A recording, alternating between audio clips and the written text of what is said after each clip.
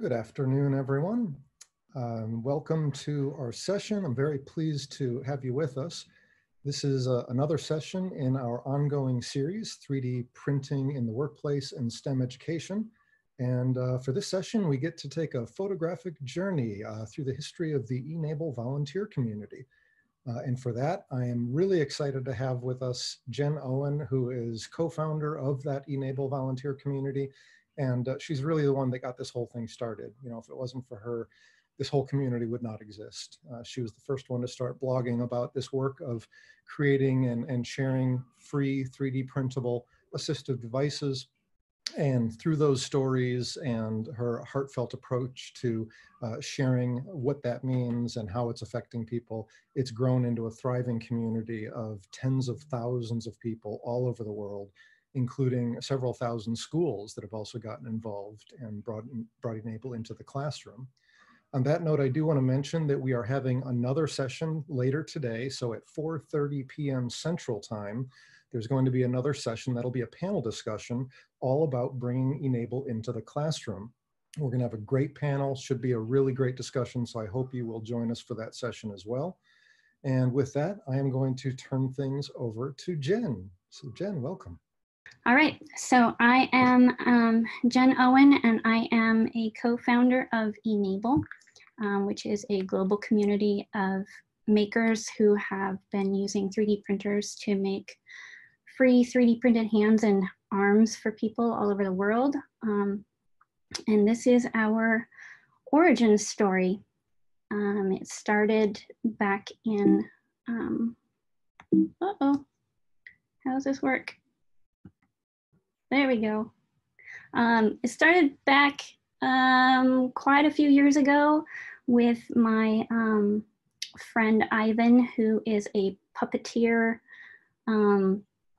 artist, kind of cosplayer, and we had been making all sorts of crazy costumes for quite some time. And he ended up getting really fascinated with mechanical hands, where he would build them for costume artists, and they would hire him through his Etsy store, where he would build the bare bones, and then they would cover them with fur or foam, things like that, where they could use them for their costuming. And in March 2011, we decided that we wanted to go have some fun too, and went to our first steampunk convention, which was in Seattle. It was called NorwestCon. And that was in March of 2011. And he made that giant metal puppet hand that functioned when he put his fingers in the loops and pulled on the wires that made the fingers close. When we got back after the convention, it was a pretty good hit. So he put it on YouTube to show how it worked, so that he could send it to the people who were interested. And then we kind of just forgot about it. And he went on to, you know, keep working on other projects. In December of 2011, we got an interesting email from a carpenter in South Africa who had accidentally chopped off his fingers on his dominant hand in a woodworking accident, and had been trying to figure out how to make a replacement finger for himself, because everything he was finding online was going to cost him about $10,000 in US money to get a single finger replacement. So he kind of just started Googling mechanical fingers and ended up on the YouTube video from Ivan, and then sent us this email to ask if we would be able to help. We talked it over, and we decided that, of course, we were going to help. We were going to set time aside so that Ivan could focus on working with him. The carpenter happened to be in South Africa, and we are in the Seattle area. So they had to work through Skype and email through 10,000 miles apart.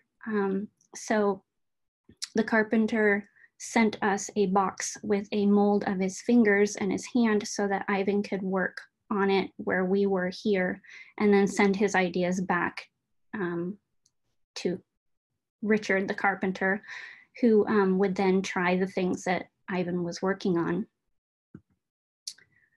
I started blogging their progress. It was really intriguing to me, and I had a feeling this was going to be a pretty good story someday. I had no idea how big of a story it was going to be, but I started a blog called Coming Up Shorthanded. Two men and their journey to find a solution from 10,000 miles apart. And I just started sharing it mostly for my family and friends. And people started following. After a month or so of back and forth, I even researched prosthetic hands and came up with Corporal Cole's hand that was carved from whalebone in the 1800s that was powered by levers and pulleys, which was pretty much the same thing as his large mechanical hand, but he was able to get a hold of the library and get more information.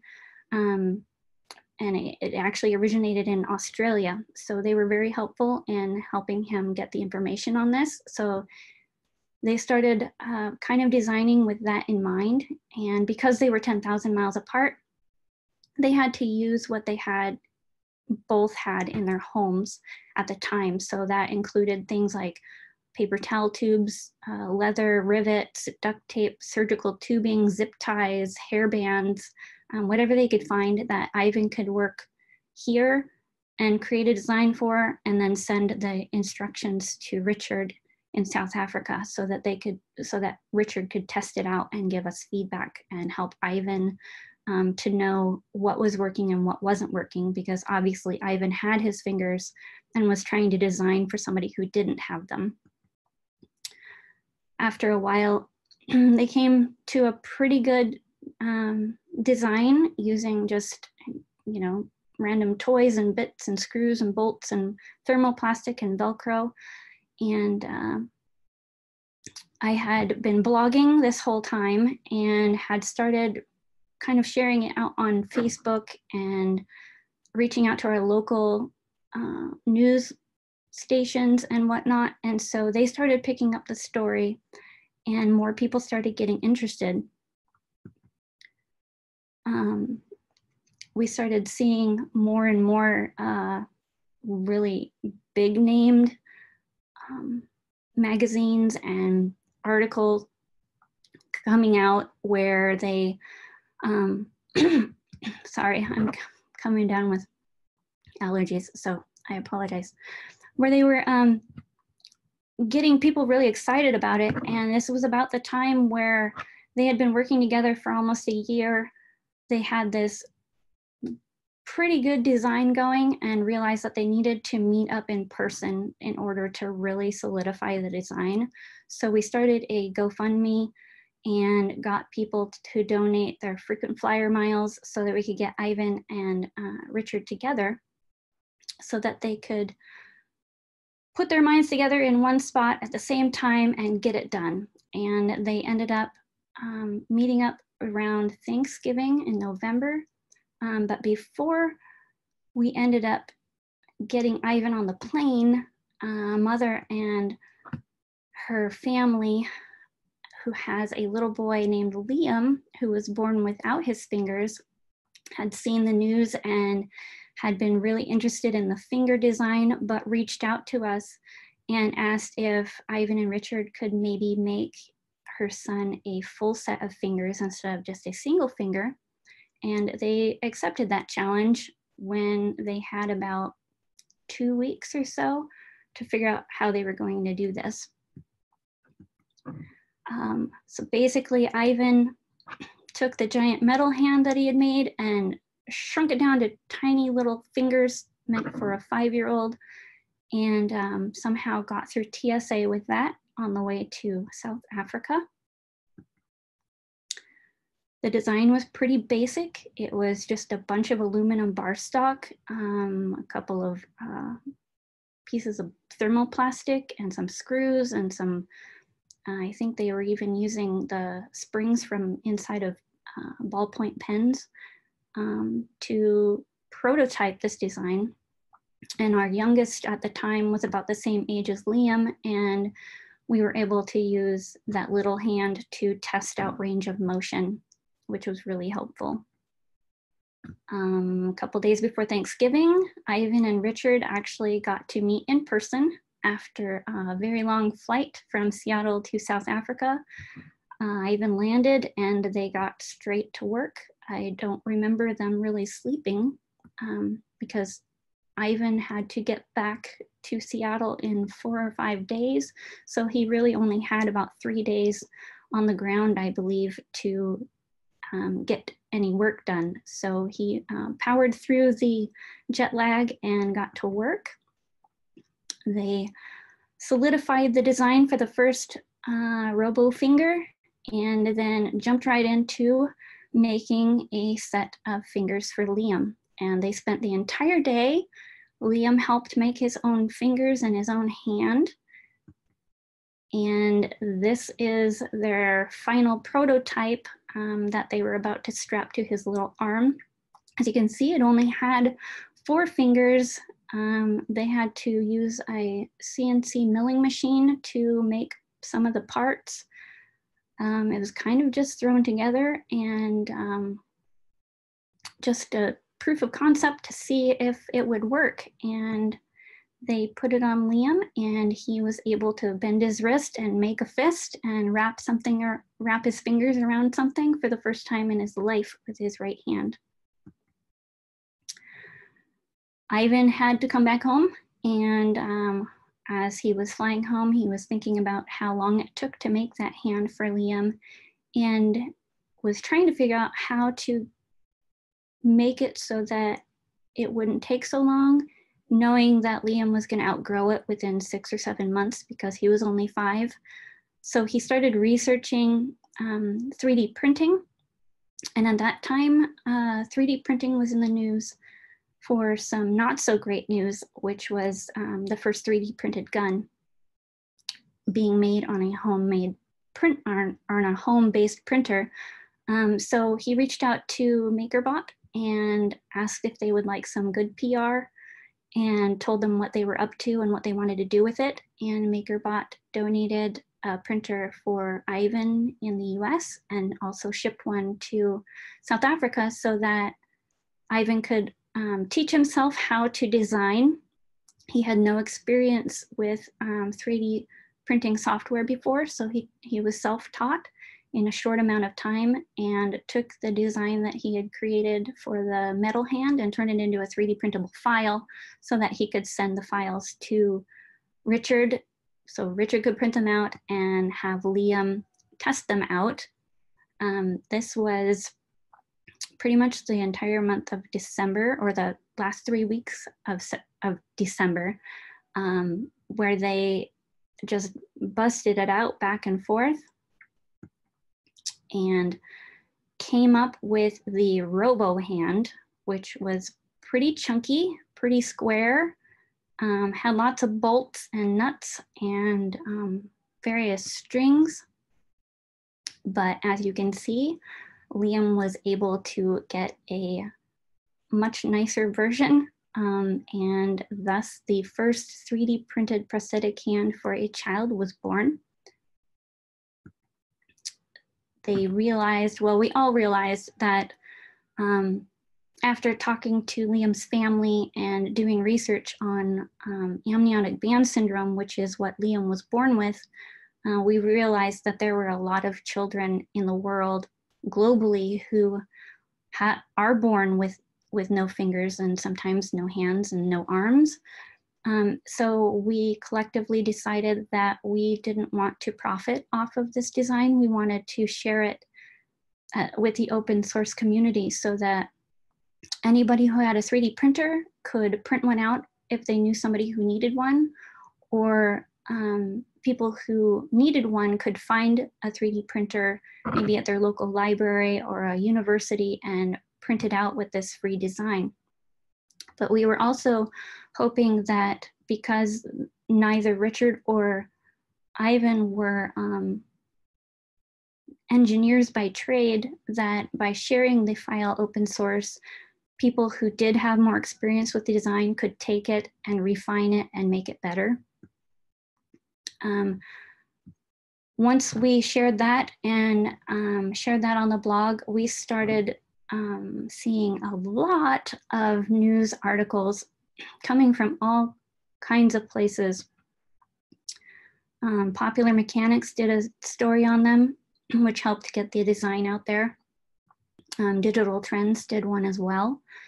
A lot of maker magazines were sharing this online, and just it was blowing up in the maker community by mid-February. There were quite a few improvements made thanks to the people who found the design.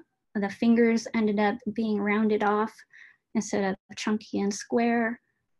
We had stronger palm blocks were made.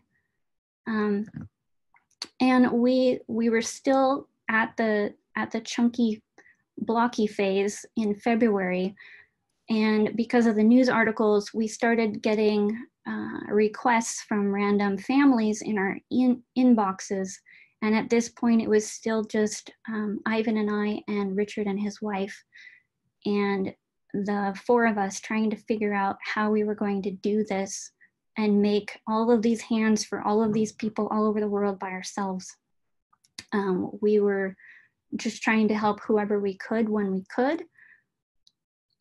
So we just kind of jumped in feet first. By February, there was another child in South Africa who they made a design for, and she was able to sit through the thermoforming process and pick up a ball for the first time, and it was pretty awesome. And this design took a lot less time than the first hand for Liam did. We started getting a lot of people wanting to send us hands to start working from, and they were sending castings and packaging them up and just shipping them to us, and we were trying to figure out how we were going to do this. Ivan was trying to get creative. As you saw in the previous slide, the hand shapes were completely different and all over the place compared to Liam's hand that was our first experience with this condition. So they were starting to get creative and see what they could do. Ivan took the thermoplastic away on his version and started using shin guards from soccer equipment, which cut down on the cost and was very helpful on our end. In May, MakerBot had decided that they wanted to make a video about the progress and their contribution to this new design. And so they came and they visited us, and they visited South Africa, and they made a really nice video that showcased Liam and his family and the design process, and they shared it to YouTube. Once that started going viral, we started seeing articles popping up in all different languages. This 3D printed hand was now being seen in Korea, in South America, in Europe, all over the place. And it was really overwhelming, to be honest, because then our inboxes were even more full of stories from people from war-torn areas and people that we knew we wouldn't really ever be able to help on our own.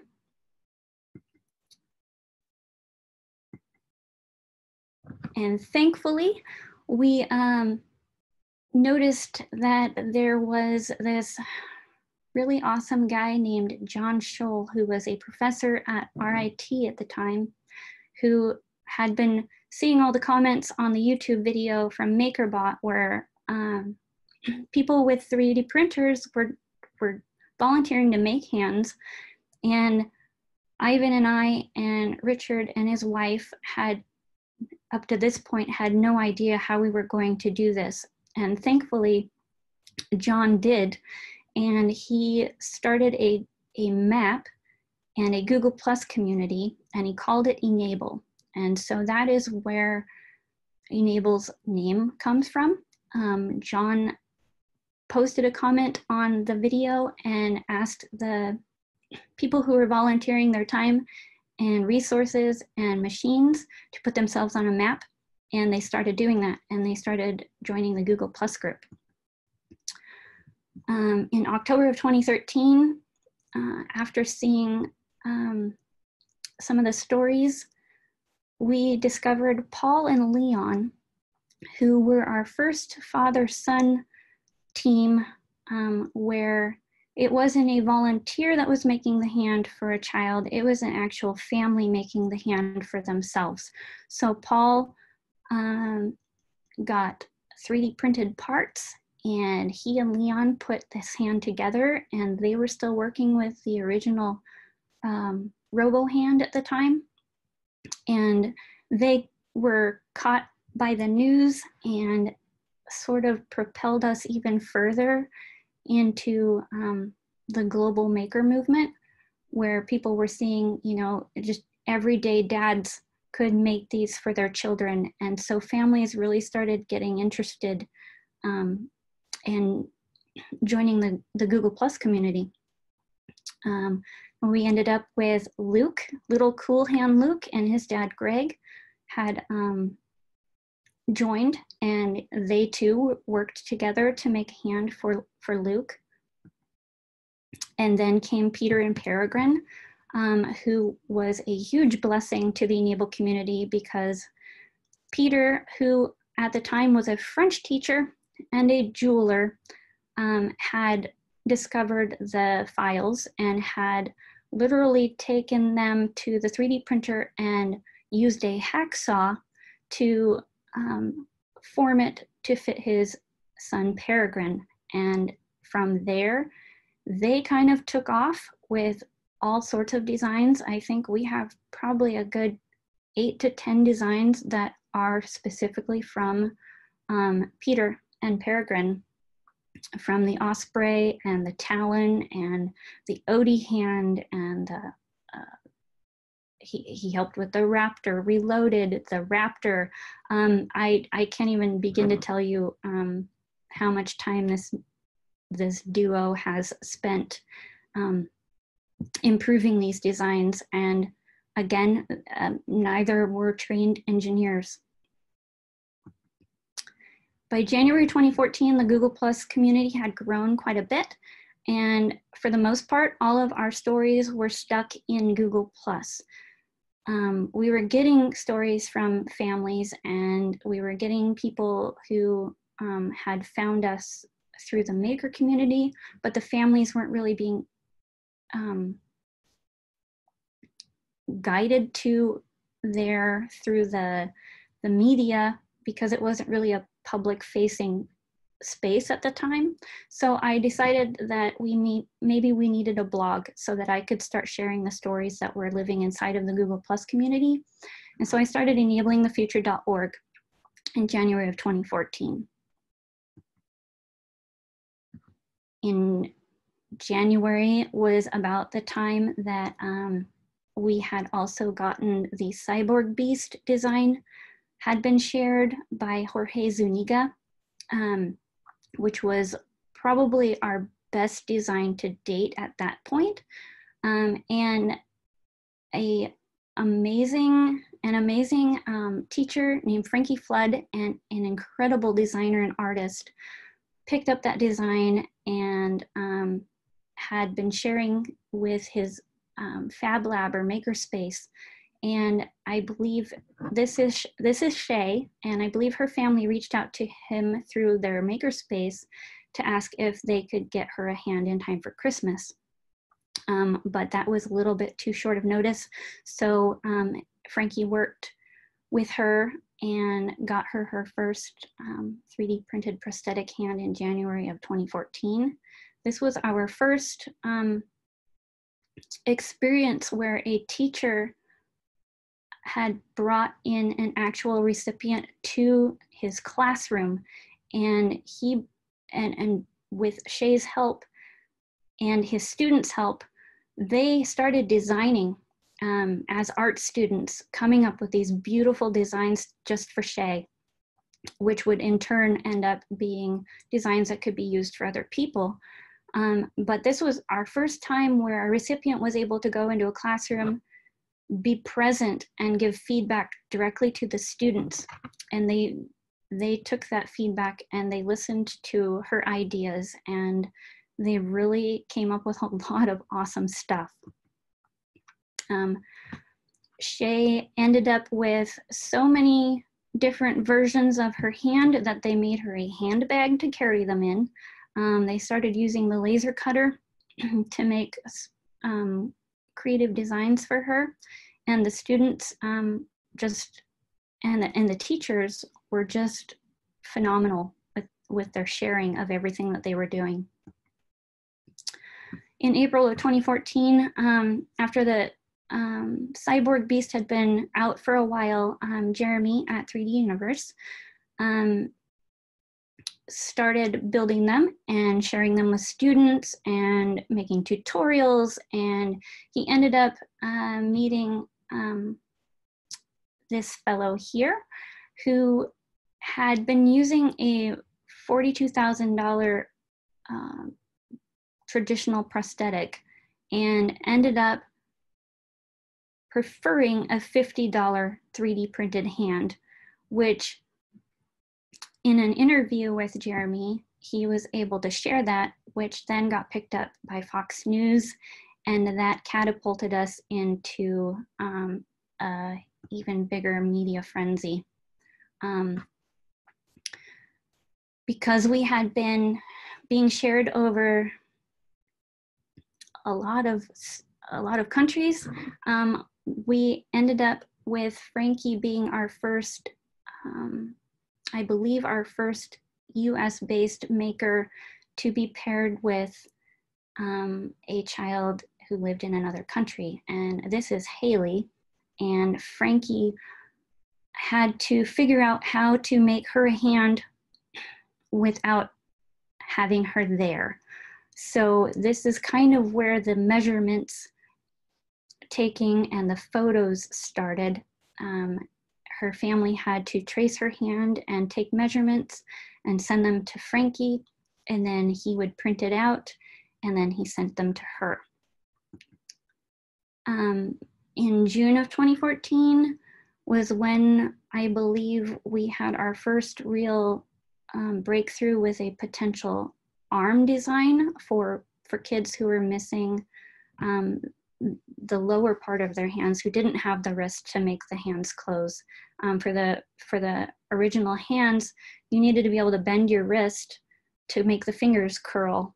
And we had so many people requesting arms for kids who didn't have a wrist that John Scholl and his team at RIT started really experimenting with making an arm design. And again, they were blessed with having a recipient that could come in and give them feedback, which was super helpful. By July of 2014, Peter had made a connection with Dr.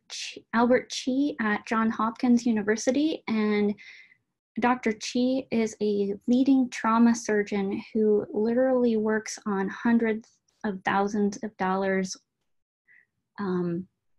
bionic arms that he integrates into the nerves of his patients. And he was just blown away that we could produce a functional prosthetic hand for $50 or less, and invited us to visit him at his lab in the Hopkins, at Johns Hopkins, and spent an entire day with us showing us his version and then learning how to make our version so that he could take those 3D printed prosthetics and give them to people who were never going to be able to afford what he normally works with. And through Dr. Chi, we decided right then and there at that first meeting that this needed to have a conference. I had never planned a conference before, and we somehow managed to decide that we were going to have this huge conference at Johns Hopkins University in September from July. So Jeremy and I and John and a few of the other folks who we were working with got on it. We made our Eventbrite page. Dr. Chi started inviting medical professionals and prosthetists, and we started putting out the call for families to join us because we wanted to be able to teach these families how to make them themselves. But then we were tasked with figuring out how to get these families their 3D printed prosthetics. Within this amount of time, I might also add that Jeremy, Ivan, Frankie, and Peter and Andreas, our volunteers and our founding members, decided that we needed a brand new design called the Raptor.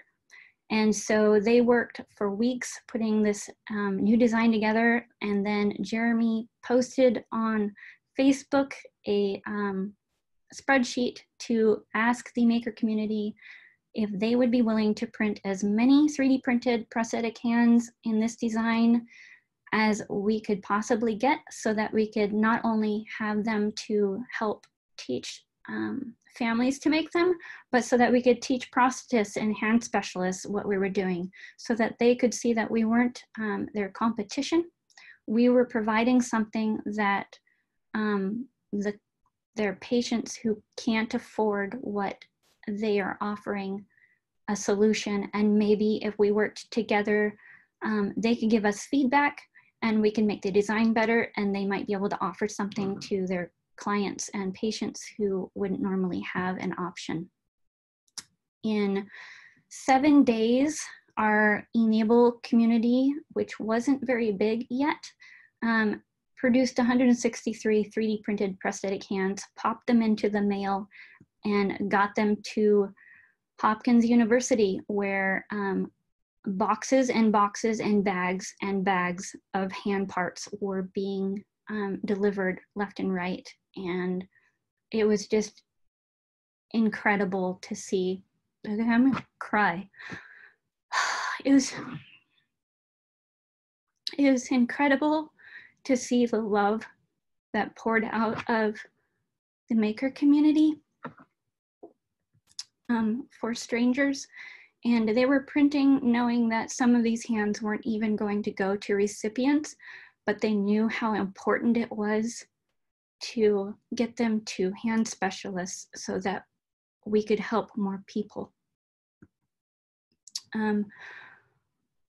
We managed to fill the entire auditorium with over 400 medical professionals and 25 families who came to hear about this, because it was something that we all knew was going to be able to help a lot of people. We spent part of the day in workshops where we were teaching the prosthetists and hand specialists, medical professionals and students how to make these for their patients, and sent them all home with their own hands so they could give us feedback. And we worked with families in the other part of the room where you can see they are packed in there. And we not only had our e-NABLE volunteers that were able to make it teaching, but we had Luke and his dad, Peregrine, and Peter, Frankie, Ivan,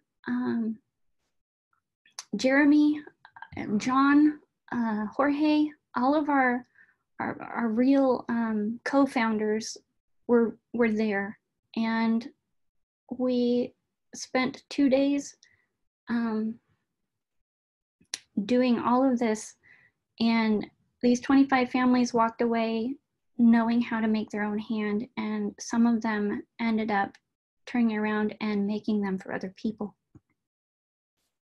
At this event is also where we were introduced to Eric and Sonder from Ultimaker, who literally set up their 3D printers and had fingers printing while we slept the entire time we were at the conference. And they were super excited, and they, as we're all heading home, they went and started sending 3D printers to all of our houses. So by the time we got home from this trip back to our house in Seattle, there was an Ultimaker 2 sitting on our doorstep waiting for us, because they were so excited about this project that they wanted to help however they could, and just started supporting the e-NABLE community from the get-go. They not only provided 3D printers for us to many of our designers, but Eric and his team also helped create what we named the Hand-O-Matic, where that taking the measurements and the photos process was more streamlined, so it was easier for makers to help make hands for recipients. This event was also where we discovered how well Jeremy and Alina can do on making hundreds of hand assembly kits that includes lots of screws and cutting elastics and wiring and all sorts of foam, and packaging them up without Alina spending hours and hours and hours at her desk at home through 3D Universe and providing those assembly kits. All of those families and medical professionals would not have been able to build these hands. To date, I am informed that Alina has put together over 12,000 hand assembly kits and shipped them out all over the world. So we know that there are at least 12,000 hands around the world that have been created, and it wouldn't happen without some of these amazing people who work behind the scenes. The Prosthetist Meets Printers event got shared not only in the traditional media, but it was started circulating in the medical community, which was a really big boost. After the event, you can see we had a 20% growth in our Google Plus community members in about 20 days. So it really pushed us to our next level. In November of 2014, I was introduced to an amazing lady named Maria, and she actually had stalked me at the event. I didn't even know she was there, but as the event was closing up, she came running out of the building and asked John and Ivan and a couple other folks and I for a photo with her, and didn't really explain who she was, and ran off into the night. And we found out later that she is an amazing scout leader in the Baltimore area who had her wheels were turning at the Hopkins event, watching these kids making their own hands and seeing how they were put together. And she is pretty much the mother of the invention of the Handathon. She started her scout troops, hundreds of kids in scouts in the Baltimore area, putting together handathons where the youngest ones would have a part to put together and pass it on to the older kids who would do the stringing and the harder stuff, to the seniors in the group who would string it and package it up, and then they would make cards for the end users and donate them to clinics in need in places like Syria. And it was pretty much the birth of the Handathon. She also brought e-NABLE to the first robotics teams around the world, not just in the US, but globally. We have a lot of first robotics students who are making 3D printed hands now and taking it beyond just making 3D printed hands, but finding other ways to use human-centered design to make a difference. Over the course of 3 years, the e-NABLE volunteers went from a metal hand down to the first potential myoelectric design.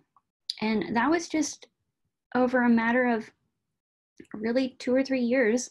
And these were all pretty much designed by jewelers and average artists and makers and students and teachers and puppeteers and architects and kids.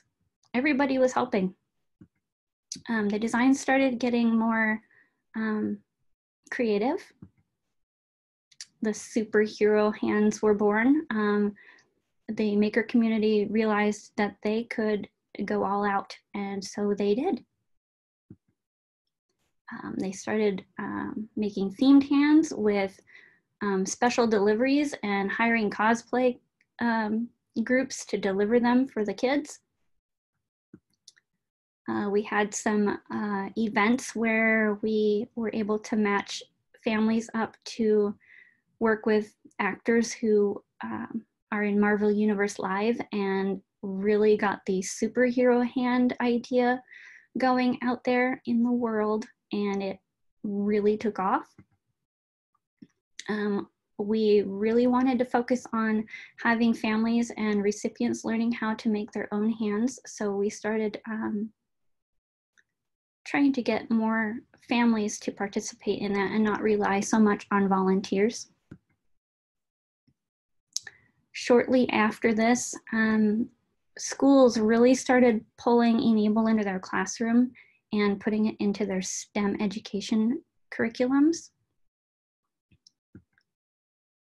We got a lot of people all over the world who wanted to help.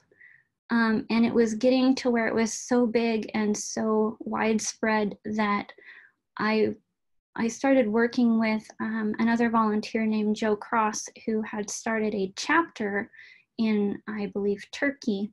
And so he started working directly with people in his own community and was pretty much the fellow who came up with the suggestion of, you know what, we can't keep having people from the US trying to send hands to places like Africa, Europe.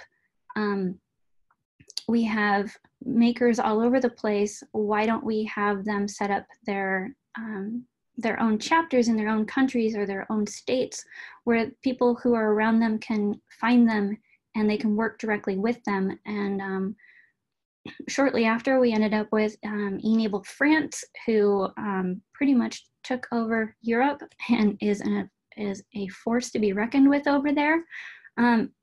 We have numerous groups in South America, Central America. We've reached Asia, Canada. I mean, we're on pretty much every continent, and the chapters are working together. They support each other. They send each other materials. Sometimes when they get funding, if they don't need all of their funding, they will donate it to a chapter group who does. It's a pretty amazing ecosystem that we have going on here. As we started spreading through the world, we realized that not every culture is interested in the superhero bright colored hands. And as we got to places like Ghana in Africa and India, they didn't want those. So we started working with Jeremy to see if he could come up with some skin toned filaments. And so Jeremy with 3D Universe worked with the global community and took the time to test the different colors, came up with different swatches.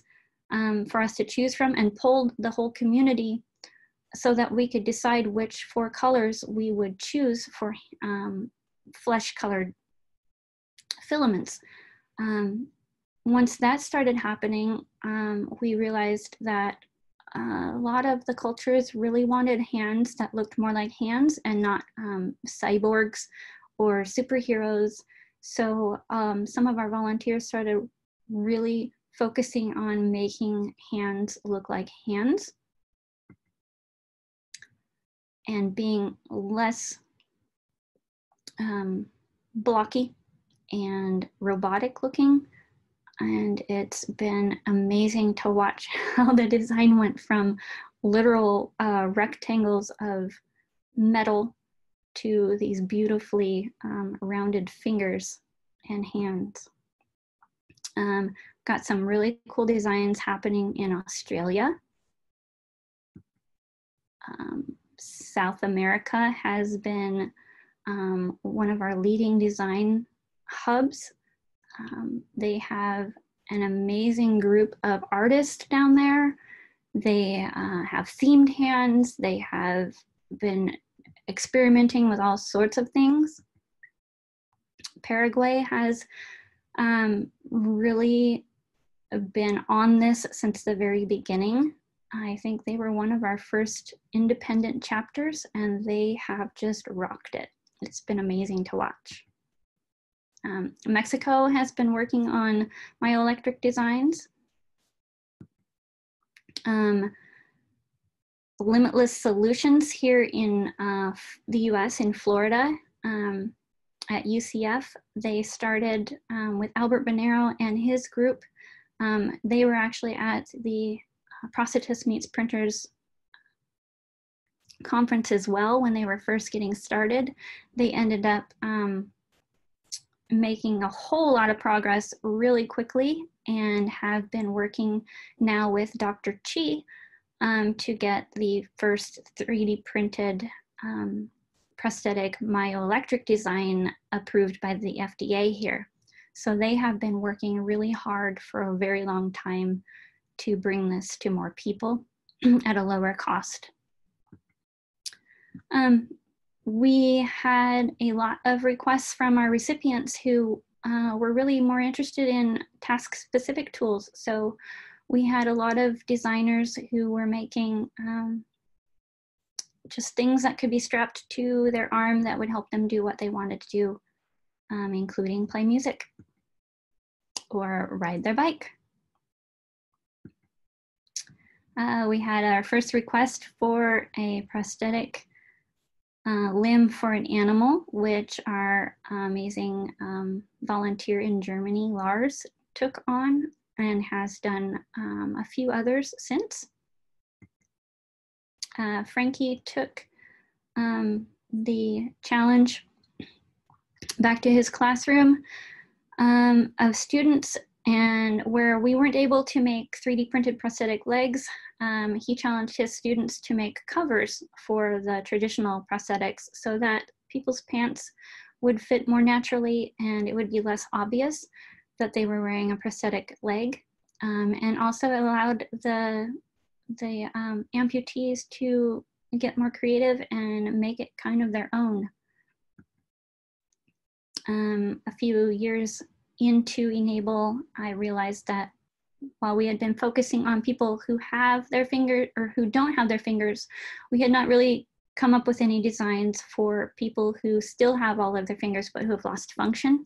So I worked with Matter Hackers, and we put on a global design challenge where we asked people all over the place to come up with designs that could be used for people who had suffered from strokes, have neurological damage to their fingers and can't open their hands. And they came up with a lot of amazing ideas.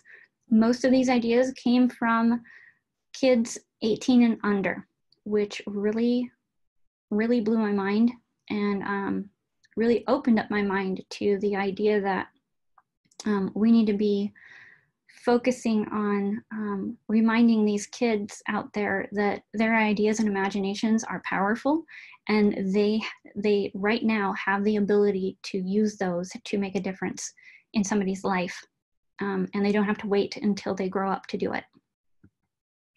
We also did a design challenge for the visually impaired and the blind to come up with tactile learning tools where they could be easily 3D printed by teachers who might want to use them in their classroom, or for families who might want to be able to take a 3D printed model of something that they could put in their hand, and they can feel what a constellation looks like or what an elephant looks like to somebody who can't see it. We have really switched gears in the last few months. Our global community has still been making 3D printed prosthetics here and there, but for the most part, we are focused on making protective gear for our frontline heroes and our essential workers who are out there fighting COVID-19. We have delivered thousands of face shields. We're working on masks. We've got ear savers going on. It's just been incredible to see this global maker movement step up and switch gears and continue to deliver time after time, just beautifully, and giving and not asking for anything in return, but simply to just let them help. We have a global e-NABLE community response to COVID-19 page, where if folks want to get the designs, help, want to request PPE, or they have suggestions or just need a forum to ask questions, we have a link to that now on our website at enablingthefuture.org. It's hard to say how many volunteers we actually have, but we have a lot. I stalk the internet on a daily basis. My feed is constantly full of new hands and new makers and new e-NABLE volunteers. I know that we have volunteers in over 100 countries. We are estimated at about 15,000 or more free hands donated since 2013.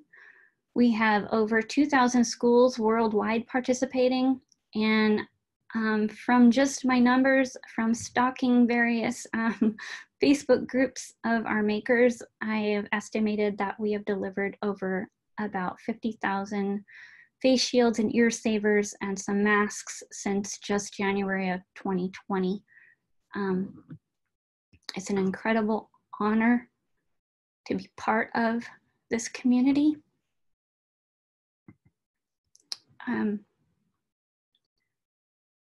Because of all of these people working together, working and putting aside their religious, cultural, political differences, and working together and collaborating for years to help people and strangers and children they will never meet. There are thousands and thousands of smiles all over the world because of a 3D printed prosthetic hand that can be made on a 3D printer in your basement or your library. And I want to take time today to thank Liam, because without this little boy, none of this would have happened. And I hope that as Liam is getting older, he will realize how important his role was and how many people he has helped by being a strong-willed little 5-year-old who refused to give up, practicing picking up coins with a big clunky metal hand that eventually turned into thousands of children all over the world being able to feel like superheroes, play with their bikes, play sports, play music, and do all sorts of things that they never imagined that they could or that they needed help with. So I just want to say thank you to Liam from the bottom of my heart, and his family, who really, this wouldn't have happened without. I firmly believe that that the robo finger would have been a cool thing that would have been shared, and it wasn't 3D printed, it was made out of metal. It would have been a cool story in popular science, and then faded away. But because of this family, we have a lot of beauty in the world. So thank you, Liam. This is one of my favorite quotes. To invent, you need a good imagination and a pile of junk. That's pretty much how e-NABLE got started. And I think it's really important to remind students, especially, and younger inventors, that they don't need 3D printers. Specifically, you can make a difference in the world by using what you have where you are. You just have to think outside of the box, become an observer, look around your community, your own house, your family, see who needs help with simple things, and put your imaginations to work. As Ivan was leaving on the flight to head to South Africa to take Liam his first little fingers made out of metal, I wrote this quote on my hand, and I had no idea how amazing it was going to be, the journey that we ended up on. And that this was going to be a quote that I pull up quite often to remind me of how much of a difference people can make when they work together and put everything aside except compassion and beauty and hope and love. This entire global maker community has changed not just the lives of the people they are helping, but I think each other's lives. I think there's a lot of people who have found a purpose they didn't know they had. Sorry, I'm crying again. And has really filled up every corner of the world with a love for helping people, and realizing that you can do a lot of things when you come together. So that is pretty much my presentation. And from here, there's far too many people, too many stories, too many amazing volunteers to list in just an hour talk. So it kind of exploded after 2015, and I haven't been able to keep up with every single volunteer we've ever had, but just know that I love you all, and you are amazing, and I couldn't ask for a better family to be a part of. I consider everybody who has joined up as my e-NABLE family, and I call you my e-NABLE family, and I mean it. I'm going to stop talking now because I'm just going to cry. So there's my talk. Jen, thank you so much for sharing that. That was really wonderful. It's pretty clear how emotionally invested you are in this. That comes through loud and clear, and I think that has a lot to do with why so many people have been inspired by your stories and the way that you've shared this with the world. So thank you so much for all the work that you've put in to make this happen. For all of our attendees here, I want to remind you that we have another great session coming up later today that is related to e-NABLE at 4:30 p.m. Central Time today. We're going to have a panel discussion. It's all about bringing e-NABLE into the classroom. We're going to have a lot of our key members from the e-NABLE community, including Jen and John Schull and several others. So it should be a great talk. I hope you'll join us for that. And with that, I think we'll bring this to a close. So thank you again for joining, and thank you, Jen, for the presentation. Thank you. Have a good day.